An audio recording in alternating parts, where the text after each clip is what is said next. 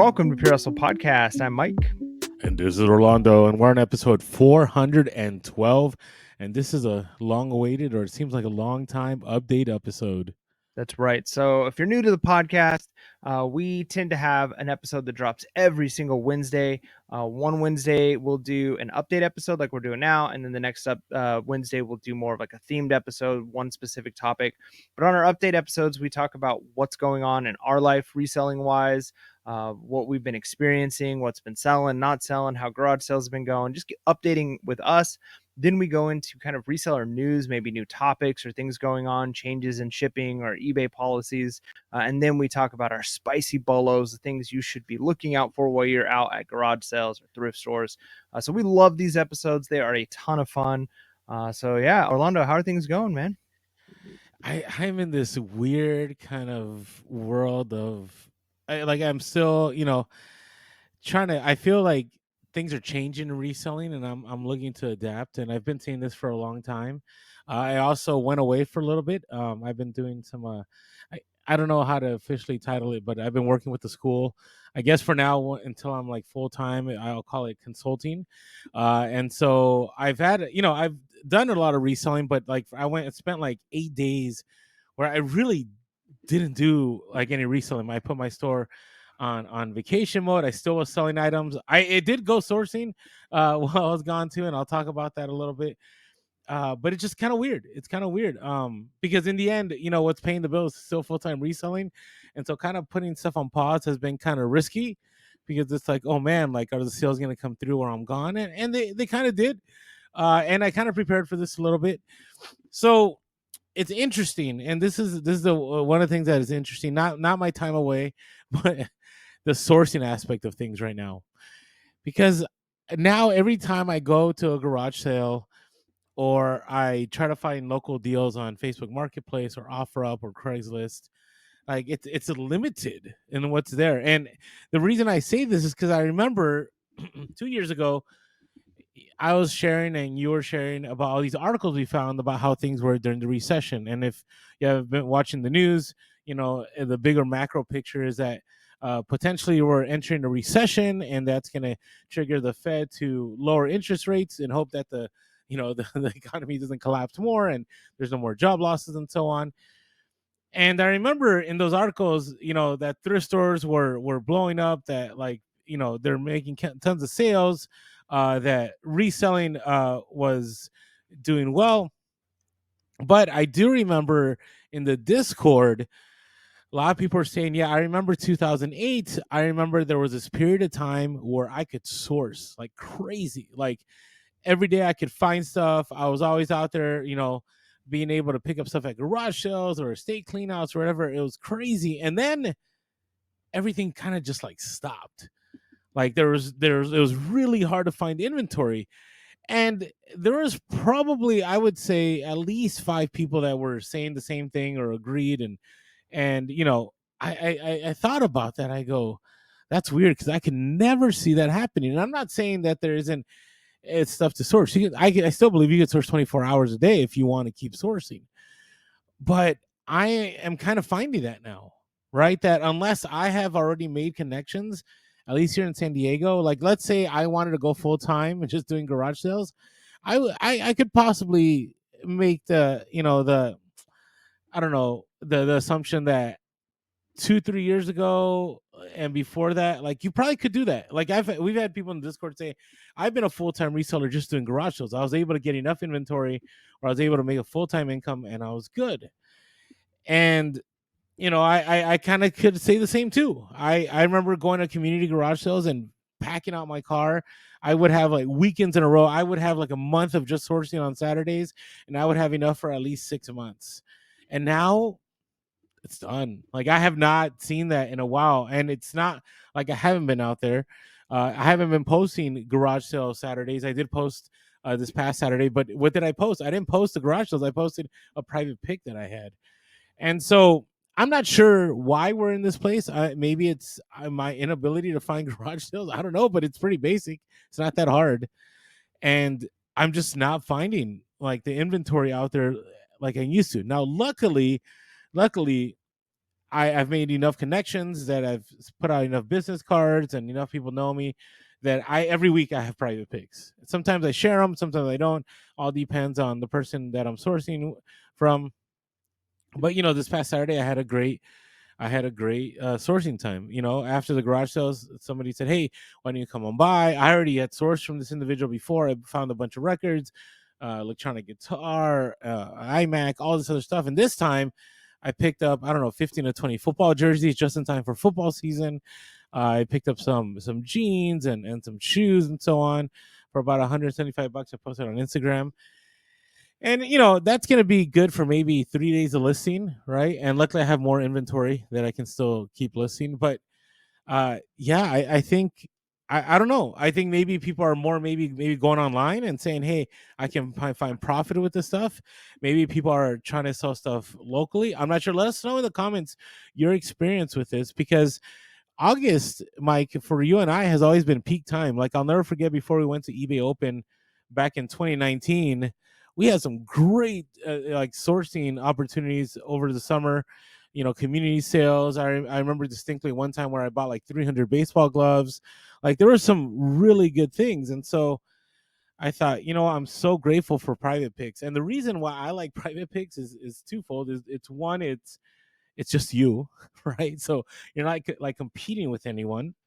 The other one is, I think in a way you kind of have already leveraged yourself. Or so, for example, if you're at a garage sale, like if somebody doesn't want to sell it to you for that price, they can always wait for the next person, right? Or if you offer on a local deal. But if you go to a private pick, unless they have like a roster of clientele that they can reach out to, like at the end when you're negotiating, you might be the only person right there that's going to buy the inventory from them. And I remember I felt really bad because with all these football jerseys, I thought, they're going to give me a number, but she gave me like it was $500 that she wanted initially.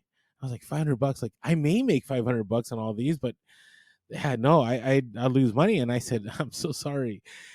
I that's not even close to what I was thinking. And what were you thinking? And I kind of closed my eyes and I said, $100, because that was the reality of it. Like, I told her, like, it's I usually buy at 25% of what I can get at these private picks. And and then I showed her some sold on eBay, and I said, this is what this just went for, this is what just this went for. And at the same time, this probably took 6 months to sell, this might have taken a year, I don't know. And eventually she's like, you know what?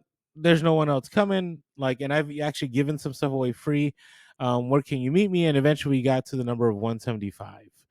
Right. And the unfortunate thing is she actually thought the stuff was worth that much, but it is worth that much retail. But as far as myself as a reseller, there was no money to be made on that. And maybe I'll make a little bit more. Maybe I'll make 600, 700, 800.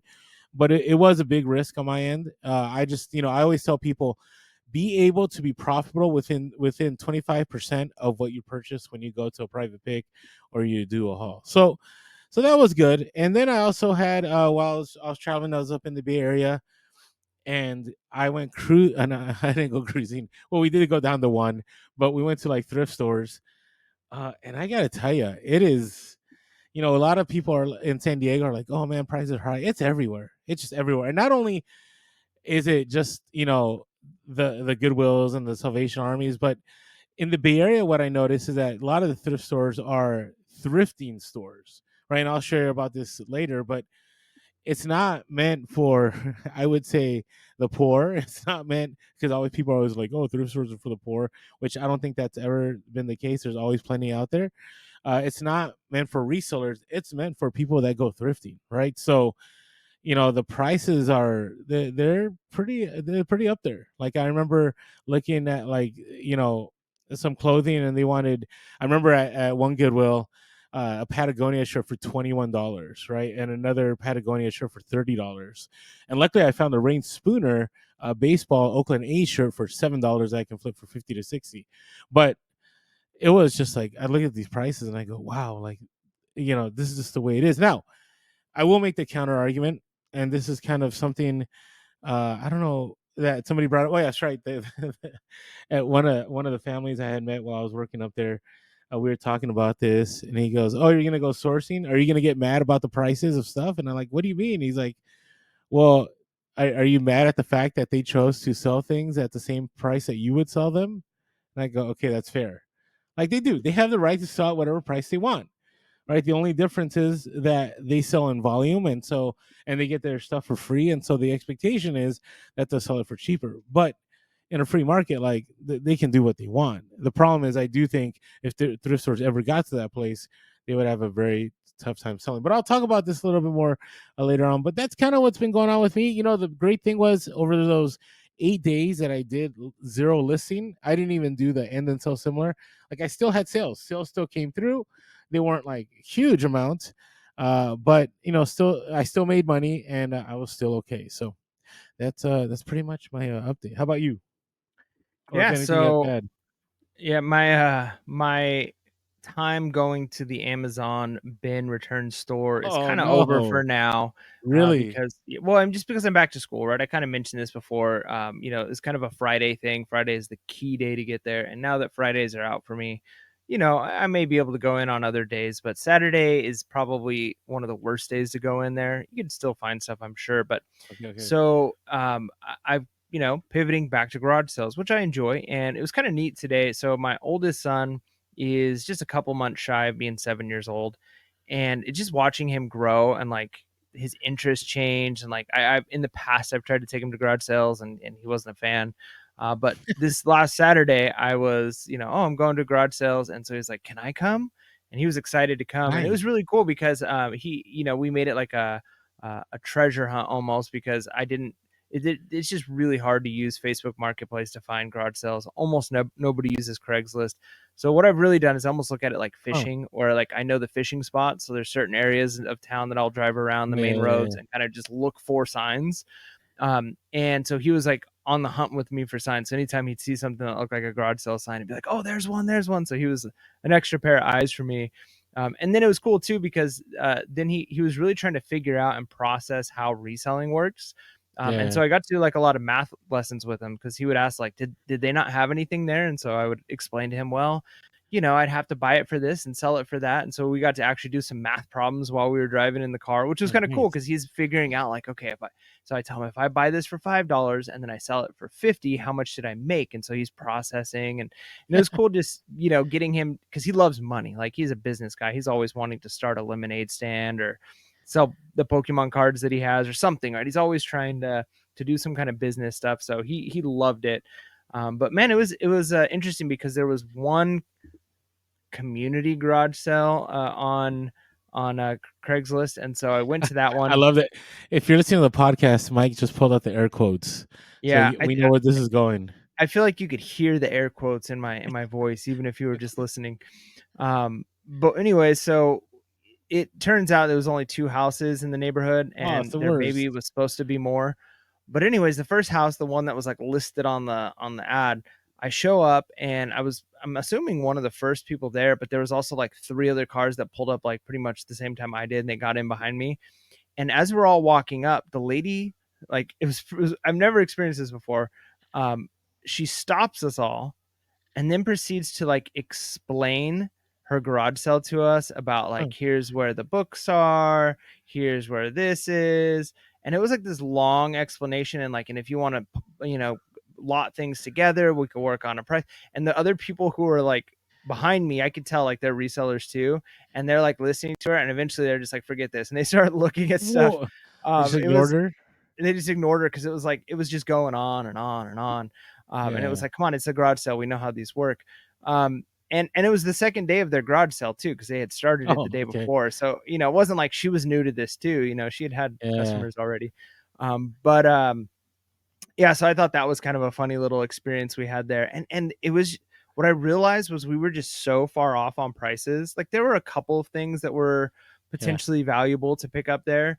But the prices on everything were so high, and it was hard to get a lower price out of her without doing like the bundle everything together.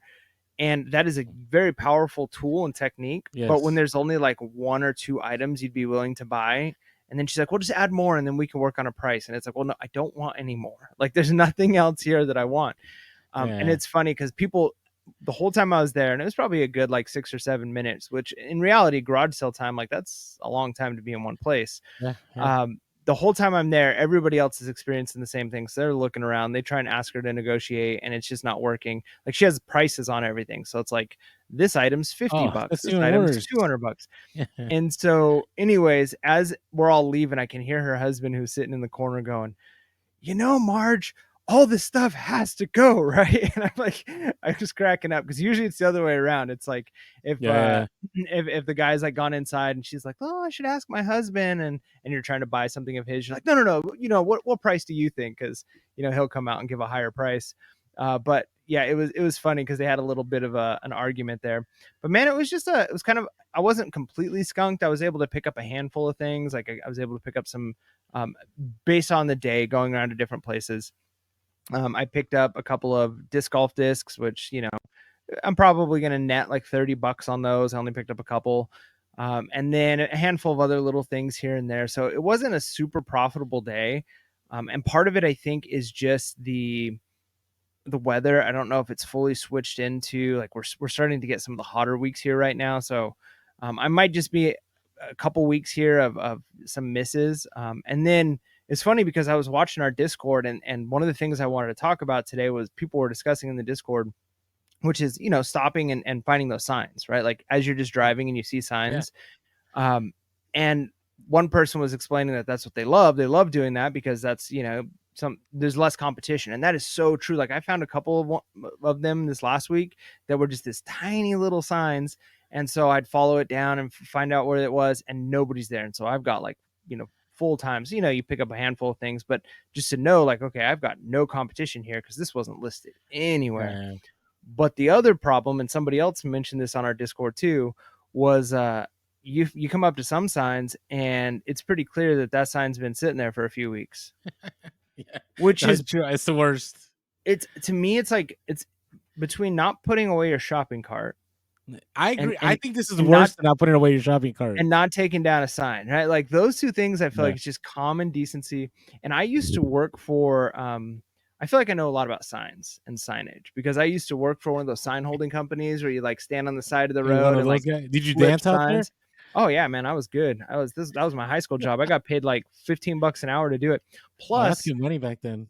oh yeah, and one of the other things that I did, they called them bootleg signs. So it was right during like the 2006 like housing boom stuff, and these signs, like back then, you can still see them now, but the like whatever the company is, the real estate company that's building a new housing track, and you're driving along the road and there's signs for them. Mhm.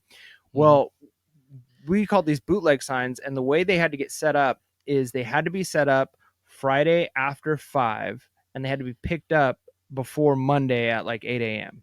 So you only had the weekend to set these up and have them out. And so like they had routes, like you have to set 15 along this road, you have to set 10 along this road. And we knew we had to get them down because the city only worked Monday through Friday, like 8 to 5. And if code enforcement came around and those signs were still up, the company would get fined. And Mm. so it was like really important. And I got paid, it was like 25 cents per sign that I'd put up and take down every weekend. So different routes had different number of them that you'd set up. And it's kind of amazes me that there's still like the code enforcement is driving around and there's signs that have been up on some of these light posts and power posts and whatever for weeks, and nobody's come and taken them down. It's just, Yeah. it's baffling to me.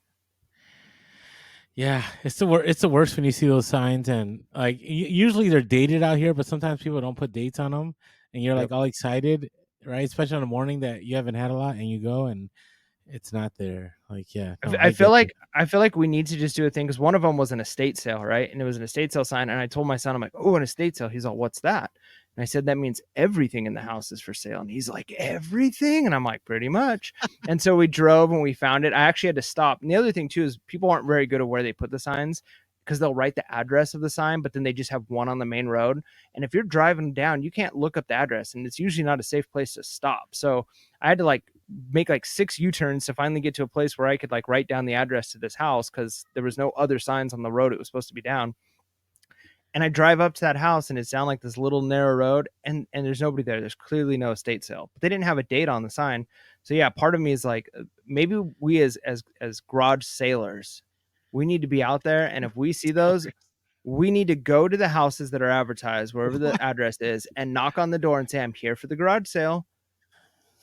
You know what I mean? And then be No, like, oh well, you can do that. you, I'm not going to do that. you still have that sign posted up on the road, so I just assumed it was right now Yeah, because I would have the luck of going viral on like a Ring camera and like becoming the Karen of garage sales or something. hey, but Like, there's like those like TikTok channels of like people who do that with like the carts, right? Of like, hey, oh, you that didn't is put your true. cart That back, is true. and they put it. The So cart what? narcs. Yeah. Yeah. So what if we were the sign narcs? It's like, hey, I'm here for your garage sale. Oh, Oh well, you had the sign up, so I just assumed, and then send your buddy like an hour later, so it's like repetitive until it comes down. oh, I totally get what you're saying. I totally get what you're saying. Hey, but here's one thing. I will add one more thing before we move on. Is that with that signage, sometimes it is a good thing because like there's not much competition, but sometimes it's just somebody that last second decided to have a garage sale because they had some junk they want to get rid of, and you go and it's junk, and you're like, why did I even stop? Like I have found in my experience, half more than half the time is stopping at those ruins your stride, and you end up wasting a lot of time going somewhere where somebody just randomly was like, that's why they didn't post it the night before, because they weren't really prepared. They just wanted, they're like, today's a good day to get rid of that dresser that we've been sitting around for a while. And you show up and it's like a dresser and like a box of My Little Ponies, or like newer ones that aren't worth anything. You know what I mean? It's just sometimes that's what it is too. So all right, hey, one thing that is better than returning your shopping cart or better than going at people's houses and knocking about the garage sale signs is my couple reseller genie, because my reseller genie helps you stay organized as a reseller. It is made by resellers for resellers. My reseller genie is bookkeeping software that allows you to import all your eBay information, all your Poshmark information, allows you to track your P&L for your inventory. And when tax time comes around, all you have to do is put that information that you got from a reseller genie and give it to your tax person. You might have to tweak a few things here and there. And I know for myself, as I now am going to have to file my taxes here coming up pretty soon because I filed an extension. I'm so grateful that my reseller genie was running in the background, taking care of a lot of that for me. So if you haven't signed up for my reseller genie, go to my reseller genie, use our code Pure Hustle, all caps, and you'll get 15% off the first month. Or you can go to the link below and then again use our code Pure Hustle, all caps, and it'll allow you to get 15% off the first month. All right, Yeah. random So stories. You got some random stories here? I ran in. I almost stopped and just asked him, but I was like, yeah, I don't want to like, hey, I'm Mike from Pure Hustle Podcast. I probably also have a channel like you do. But I saw another reseller who had a pretty much the same setup that I used to use with like the backpack and like a GoPro up on the yeah. And so I'm like, and then I saw him like pick up something that like I was also about ready to look at, and he like looked at it and used the image search on eBay, and he's like holding it in front of his camera. So I'm like, okay, I know what this guy's doing. But anyways, it reminded me because it's been a little while. I've used that a couple times over at the Amazon return store, but I've tried a handful of times using my cell phone to record instead of like my GoPro setup. And people say like it, yeah, yeah, and people will say like it's awkward to have the GoPro. I really don't find it's too awkward because most people don't care. And if somebody does say I do have people stop and say, "Oh, what's the camera for?" I usually just say something like, "Oh, I just like to like record what I'm out shopping for, when I'm at garage sales. Maybe one of these days I'll find a Picasso. I want to have it on camera." And it becomes like a joke.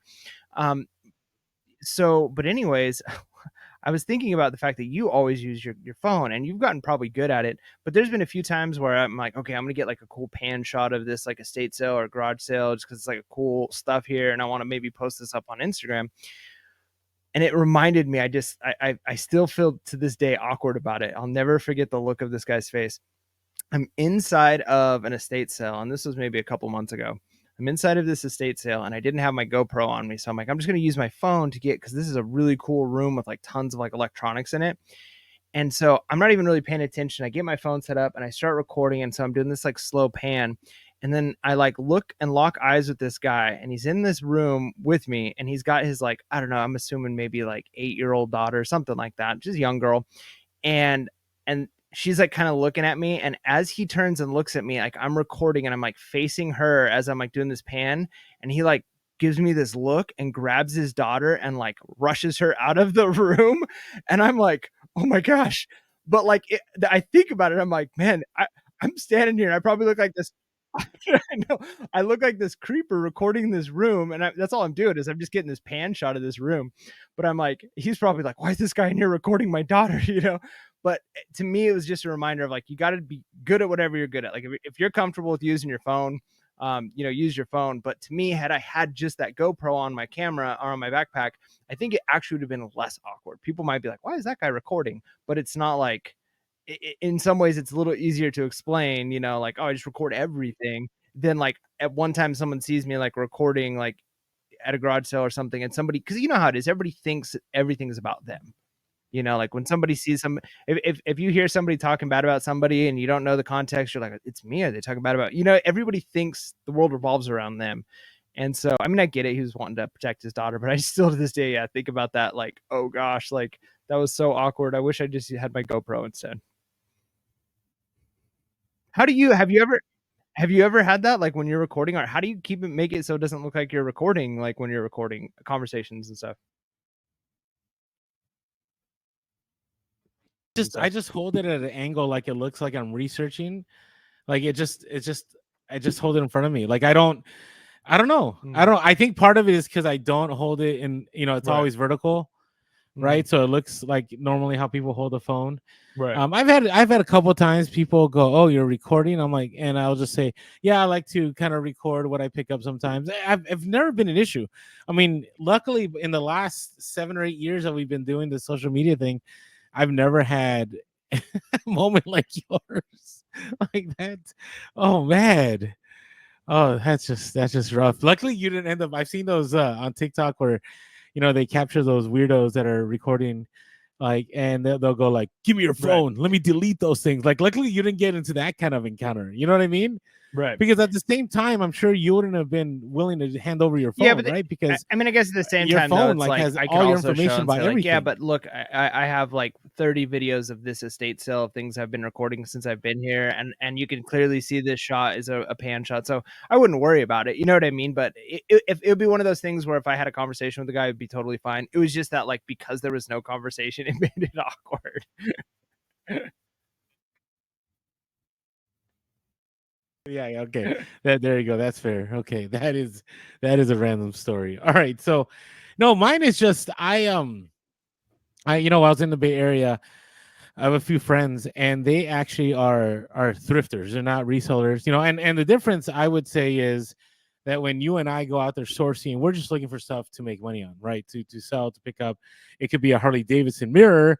It could be some Lego. It could be, I don't know. It could be uh some kind of shirt, some kind of hair. Like we're not looking for anything that like people will wear, right? When I think of thrifters, I think of people that are looking for like the stylish look, like the what's on trend and so on.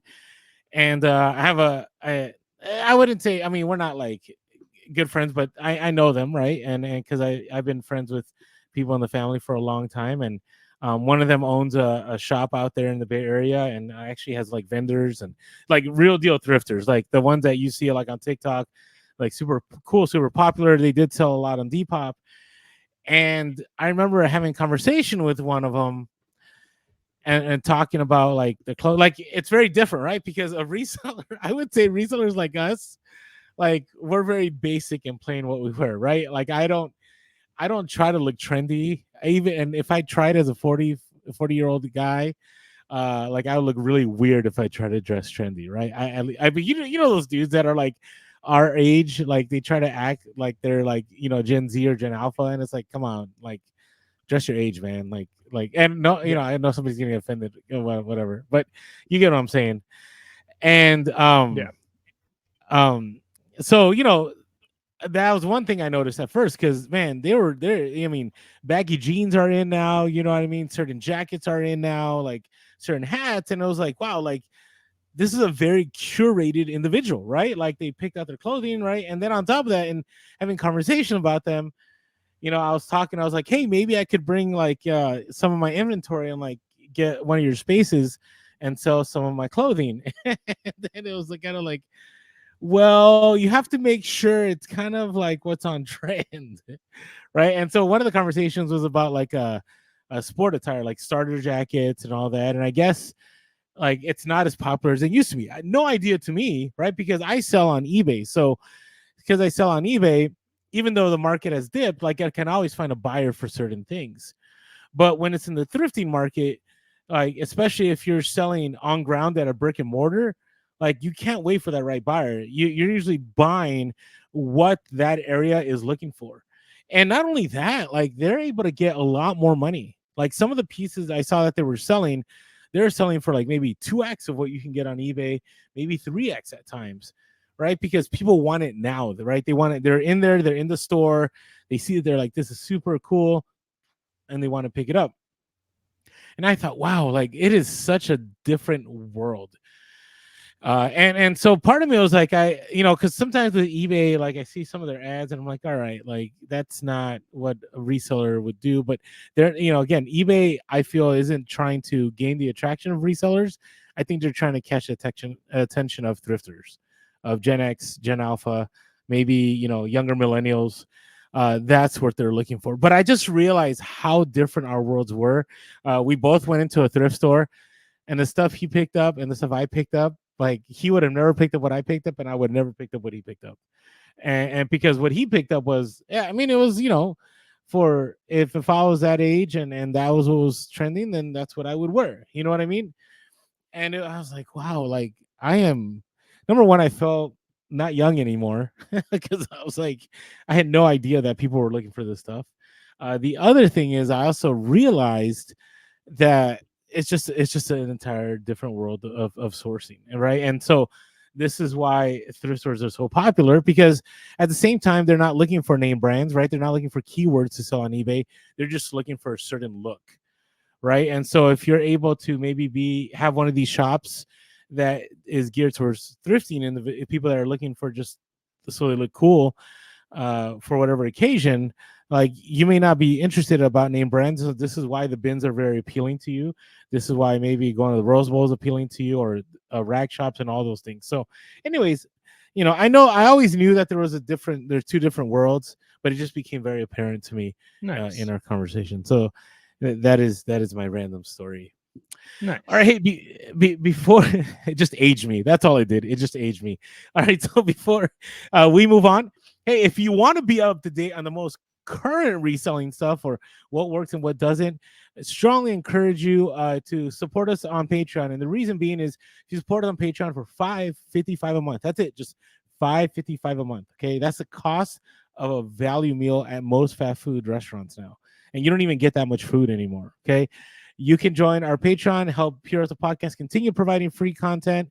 At the same time, you'll get access to the Discord. And in the Discord, I love it because it is all kinds of people. We do have people that thrift in the Discord. We have people that do retail arbitrage, eBay and Amazon. We have actually people that have done private label. We have people that just thrift clothing. We have individuals that just do video games.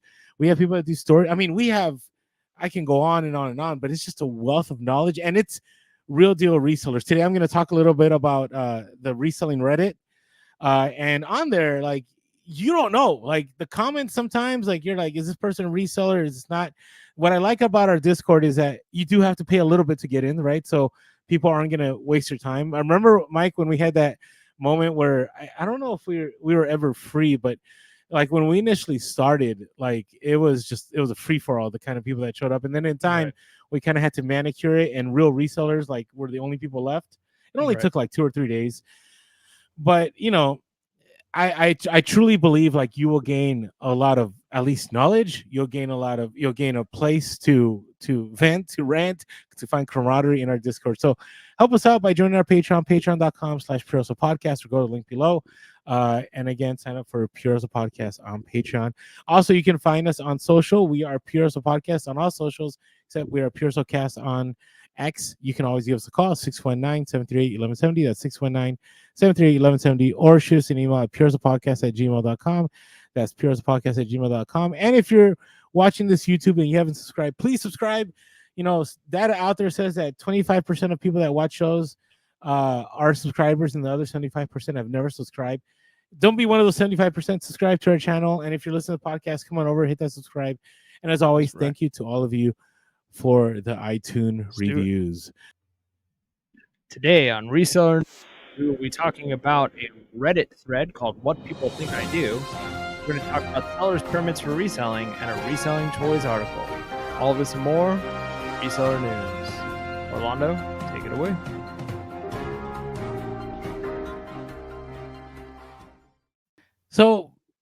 it's been kind of like we're kind of like in a lull, I think, as far as new eBay stuff that's being implemented. eBay Open is months ago. So right now there isn't anything hot. Not that I noticed. Maybe I missed something. Maybe there's something huge out there like eBay up their fees to 20%. But I haven't seen anything like that. So I thought it'd be kind of fun to kind of go on the reselling Reddit sometimes, right? I like going on there. It's sometimes what I find a lot though is how comfortable people are for completely anonymous people to give them advice on stuff. I always find that interesting. uh so for example, on here I found one that this thread I thought was kind of fascinating. I thought we'd kind of discuss it a little bit, and it's called "What People Think I Do," right? And they had a pretty cool meme, and somebody said, I sometimes get the feeling that a lot of people uh, choose to see us as the sheriff of Nottingham. So if you haven't read Robin Hood or you haven't watched the Disney movie or cartoon, that's referring to the really evil sheriff that's trying to stop Robin Hood and is corrupt and so on. And I thought there was good engagement here. I thought it was kind of interesting because we've talked about this many times, right? We've talked about like how resellers were seen in a really bad light and things are becoming more mainstream.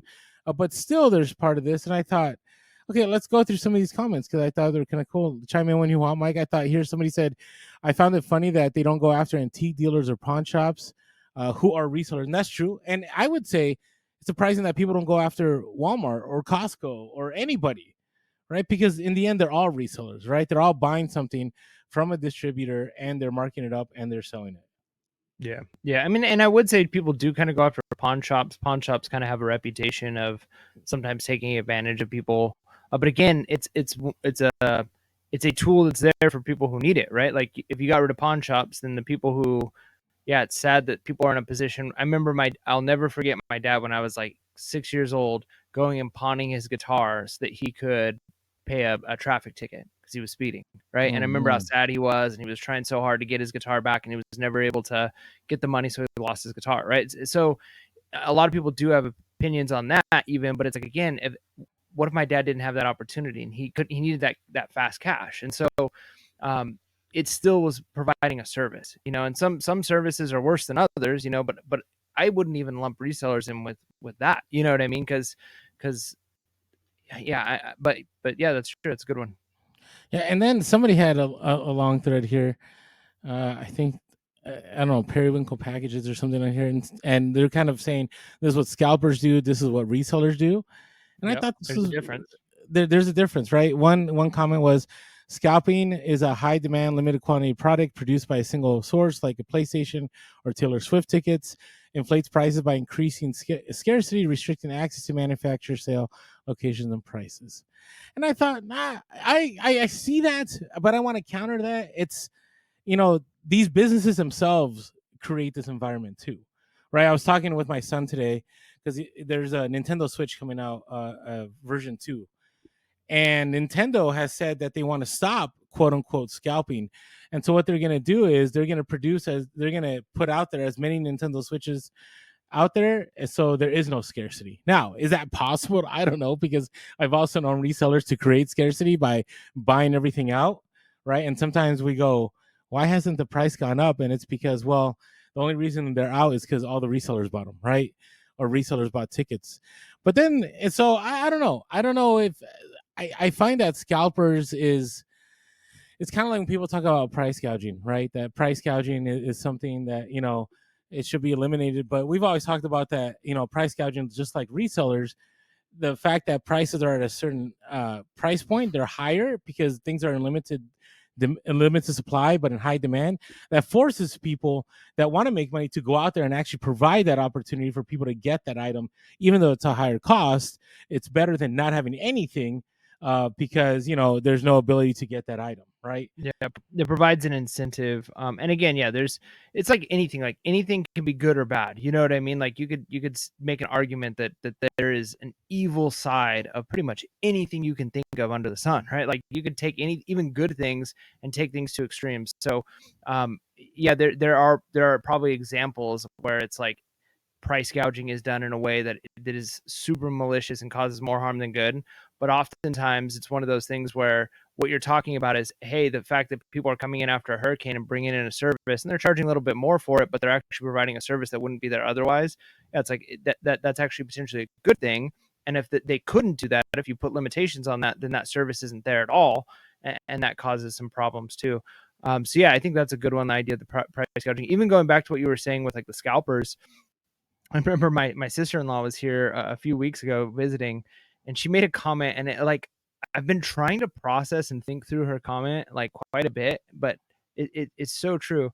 She was actually complaining because she knows we resell, and so she made a couple of like jabs at us being resellers because she said she's on Instagram and she sees some new trend of some new product, and she's like, and by the time I realize that it's cool, and Instagram tells me, and this is basically how she worded it, by the time like my social media has told me that I should buy this item, I can't even get it anymore because resellers have bought it all. And I'm just like trying to process this and think like, but really you're only wanting it because of this like inflated demand for a product that's manipulation anyways.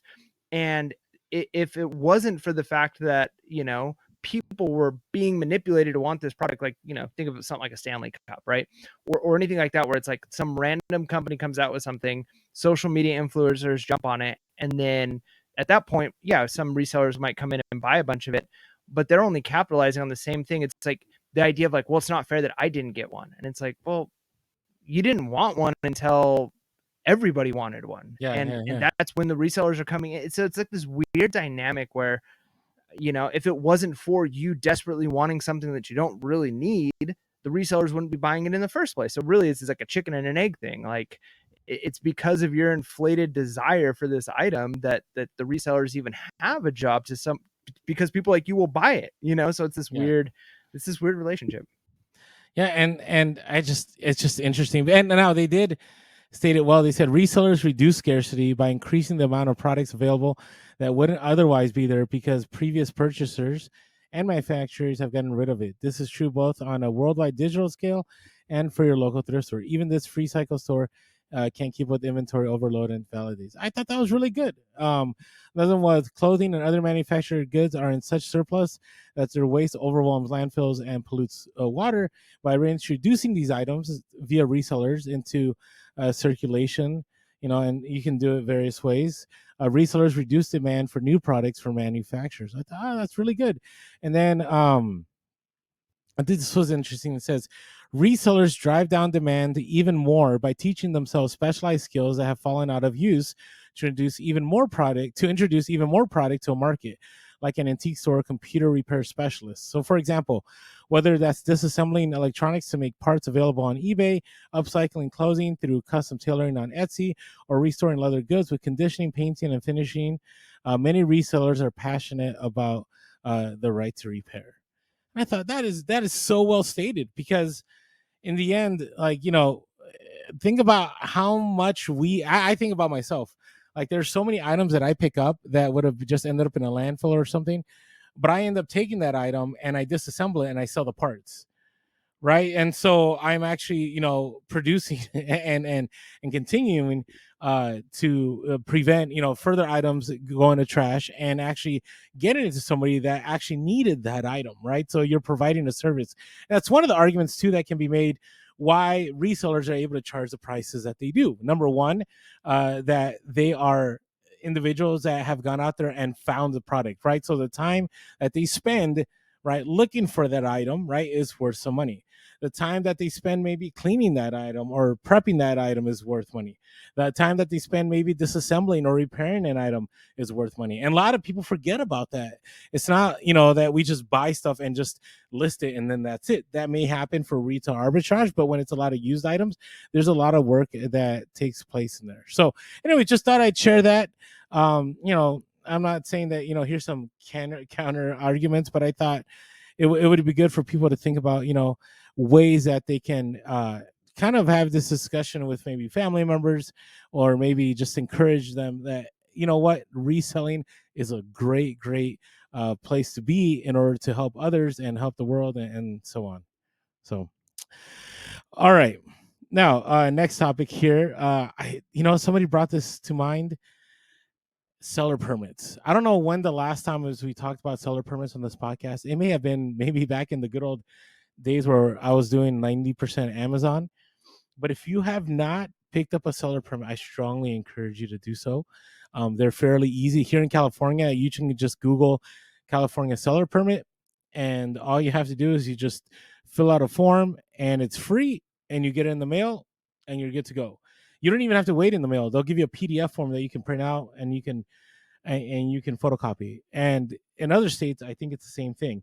The only thing is you do have to report sales tax, which is really easy if you sell on eBay and Poshmark and all these platforms, Amazon, because all you have to report is zero. You just have to like put a couple boxes that forget what it's called, but it's like the eBay marketplace tax collection or whatever. You just have to put the info and that, they collect all the sales tax, and that's it. You don't owe any taxes for it. The reason I say this is because I was in an estate sale, and the last two estate sales have told me, hey, here you have. I said, I negotiated a price, and it was like $150 or whatever. And then out of nowhere, they're like, oh, by the way, there's also taxes. And I'm like, what taxes?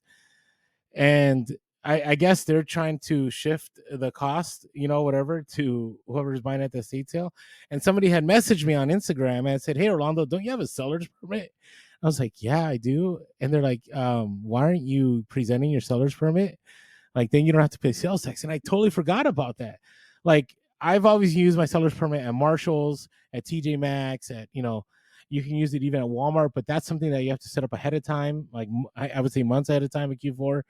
But I never thought about using it at estate sales. So if you go to estate sales and they charge tax, make sure you get a seller's permit and you can avoid paying the sales tax. If you ever want to buy something in bulk from like a wholesaler or something, they're going to want a seller's permit. Some places, like if you want to go to like a rag shop, or you want to go to a place that sells to thrift stores or whatever, you need a seller's permit. So it's always just good to have. It doesn't cost you anything. It takes a little bit of time, and it's a good resource to have. So if you're listening and you're new, or maybe you've been reselling for a while, I strongly encourage you to get that seller's permit, because I definitely do believe you're going to be using it. All right. And then the last thing here. So I find it kind of funny. I know that everything has changed, and things are no longer as profitable anymore when like the internet gives you good information. And so I'm thinking about Q4. And what is the biggest seller at Q4, Mike? The biggest seller at Q4? Yeah, like what do people sell the most of? I'm not. It's not toys. You wouldn't say toys. Oh, okay, category. Yeah, I was thinking like a specific item. I'm like, gosh, I don't know what. Yeah. Of course, probably toys. And I was like, wow, like I was just, I was looking for stuff to talk about on the podcast, and Investopedia. have you read stuff from Investopedia? Yeah, I've gotten quite a bit of stuff from them. Yeah. A lot of people have, right? If you're a teacher, or if you're doing investment or whatever, you're teaching an econ class, and they actually had a whole article, how to make extra cash by reselling toys. I was like, wow, like who needs that course? Who needs to go buy that course when you have Investopedia? And they gave some guidelines here. I thought it was really good. So I just want to share with you. So they have how many points did they have here? They had 5 points. And I thought, you know what, if you're listening right now and it's Q3 and you want to get into Q4, this is some good stuff. The first thing they said is start early. Okay. They said if buying a shopping cart full of the most popular toys and reselling them at a profit sounds like a good idea, it's important to start planning sooner rather than later. In-demand toys can sell out quickly. This is especially true as supply chain challenges and labor shortages persist. It's helpful to mark your calendars and track retail announcements.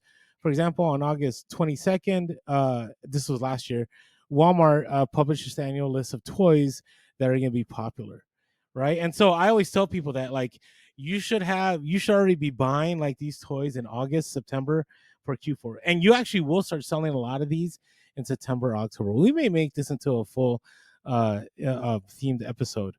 Look before you shop. Look at what they said. They said, when making your purchases, your key objective is to identify popular items that can be resold at a higher price than you paid for them. Okay. The goal is to maximize your profits. There are a variety of strategies. One of the first things you should do is to look at the list of top selling items from the last 2 years, which we've shared before, right? Because usually if it was hot last year at Q4, chances are it'll probably be hot because maybe a kid didn't get it, or for whatever reason at that point in time they didn't get it. And also, they said talk to parents, talk to kids. I mean, this is all information we've given, I right? almost feel like this is like written by AI. You know what I mean? Like I feel like You think so? I Yeah, feel like yeah. I feel like It's we could very just AI possible. like Yes. create an article about selling toys on But eBay. it's really good. Like then it says, spend some time in stores. Yes. Spend time on social media. Yes. Watch the news. Yes. Watch for items that are taking pre-orders. I was like, what? Like maybe they did. Maybe they took all this information from one of our podcasts. Like the AI. I'm just saying, we're not that big. But anyways, I was looking at this, and then it said choose a selling venue. That some toys sell better on some venues than others, and we've shared that all the time. Like I've done most of my Q4 like really good sales have been on Amazon, but sometimes it's actually better on eBay. Like stuff may sell more for on eBay, and then get a head start on the new year, and then also make sure not to forget your taxes. So this was like for new resellers that remember you need to set a portion aside to pay taxes. Anyways, it's one of those things. I read this and I go, wow, like I think I think I haven't done Q for Amazon in 2 years, just because 3 years ago I got really burnt. Like I ended up spending over 50K and it did not go well. It did not go well at all. Actually, I got some of that inventory still to this day in my inventory. But I say this because it's good advice, but also be aware that this advice is out there, right? And so I think you really gotta get out there. You really gotta figure things out. And the one thing that everybody forgets too is that there are bots out there, right? Bots changed everything, right? So if you're trying to do retail arbitrage at a Walmart or a Target, anything that you can find online, it's going to be brutal. So I encourage people to get out there in those stores that are online, right? The Ross, the Marshalls, the TJ Maxx. I don't know. Tuesday morning exists anymore? Or did they shut down forever across the country? I don't know. Ours shut down here I in don't San know. Diego. Okay. But just be aware of that. So anyway, just wanted to share my 2 cents on that. Let us know your thoughts. Um, you know what? It's very possible AI wrote that. Now Oh that I yeah. think about it, you think they? Oh man, Oh yeah. are we? I would say a good number of articles that are written on the internet now are just being popped out like content. I would say nowadays so much of it's just AI. It's wild. That is wild. That is wild. All right, that is our reseller topics. All right, you want to talk about some things to be on the lookout for here? Yeah. I got an interesting one today. Here we go.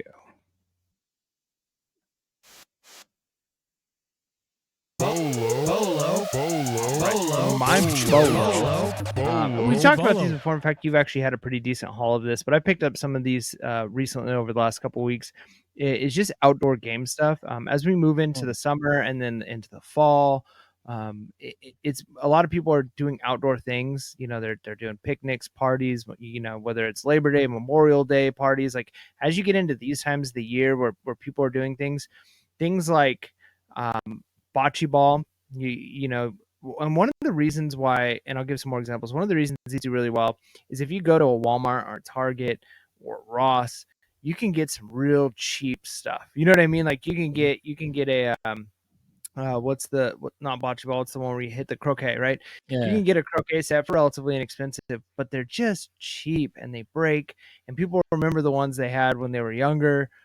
And if you can find some older ones or some just high quality ones, people are willing to pay up for them. So yeah, so you got croquet, you got bocce ball, some cornhole stuff. I mean, you could always be on the lookout for bags. Like if it's good bags, like people will pay decent money for those, or the boards, but you're probably going to be selling those locally.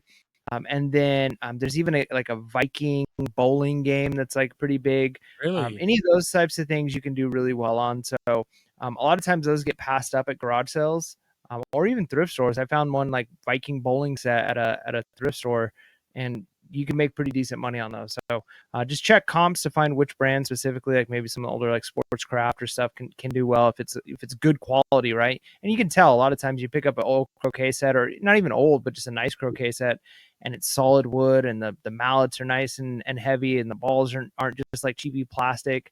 It makes a difference. So people are willing to pay up for those. Interesting.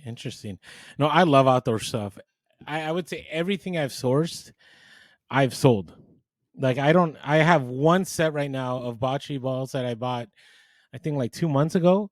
And it took me a month to list them, but I've sold, and good money. Lawn bowling, I've always said this, good money.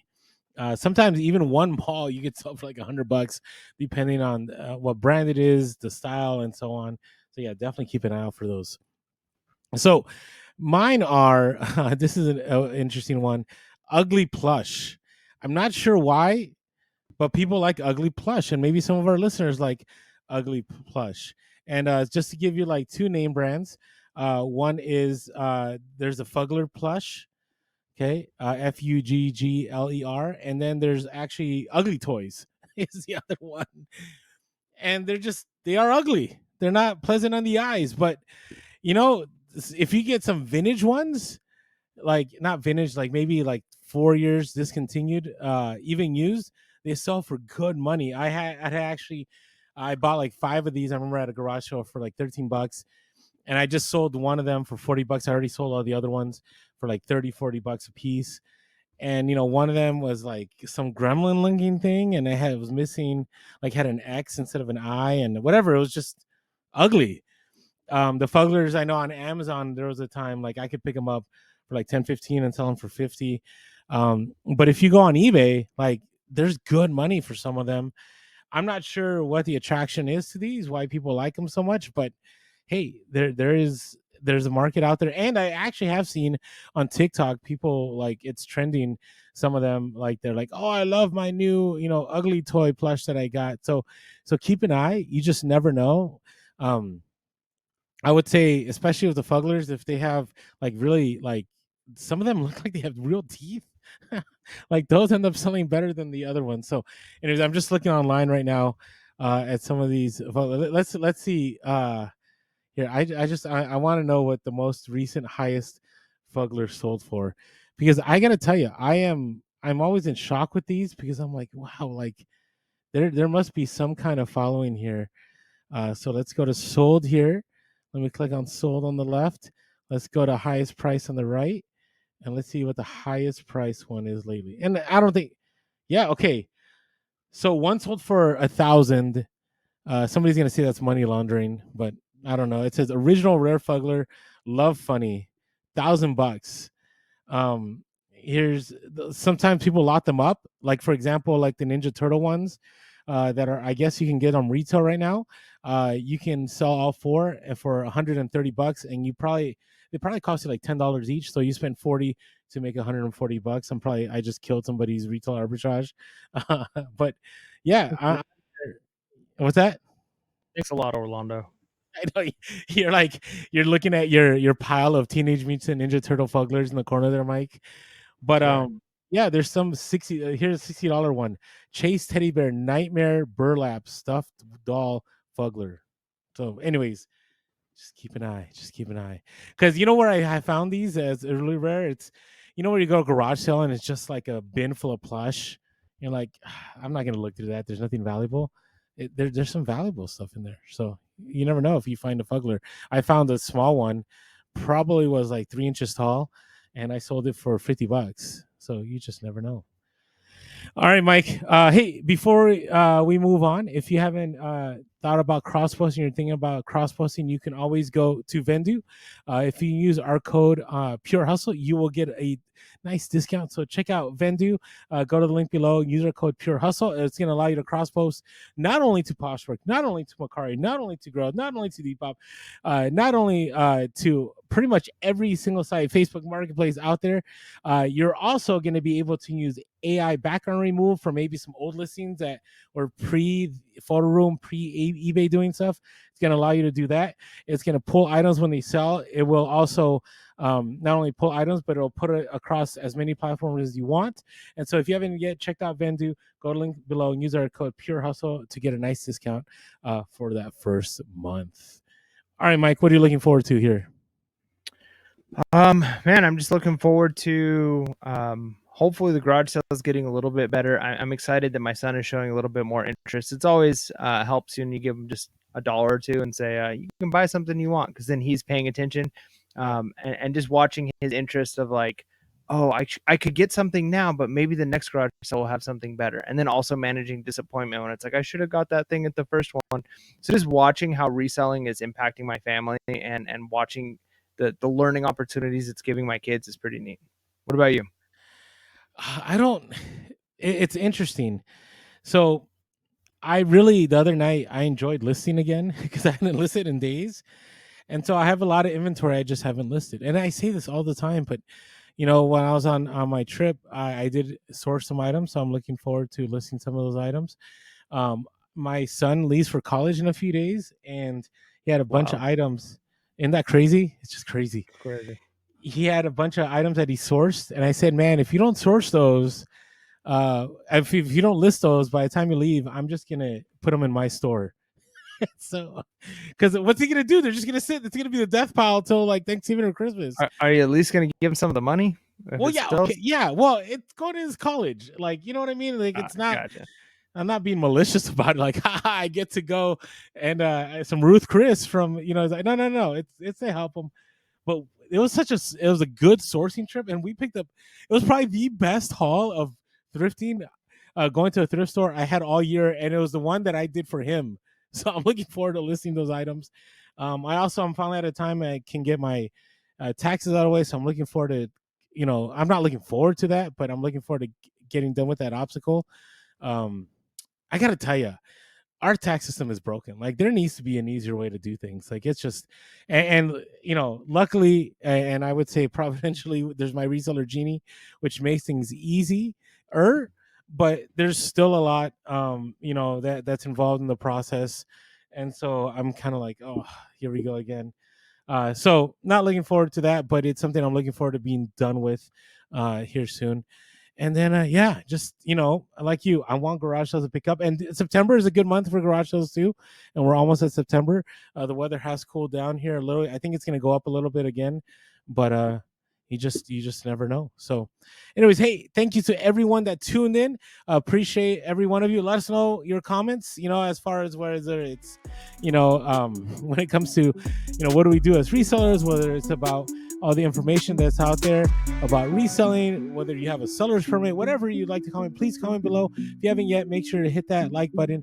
Thank you for everyone to tuning in. And with that being said, make sure to be real, be relevant, and be reselling, ladies. Peace.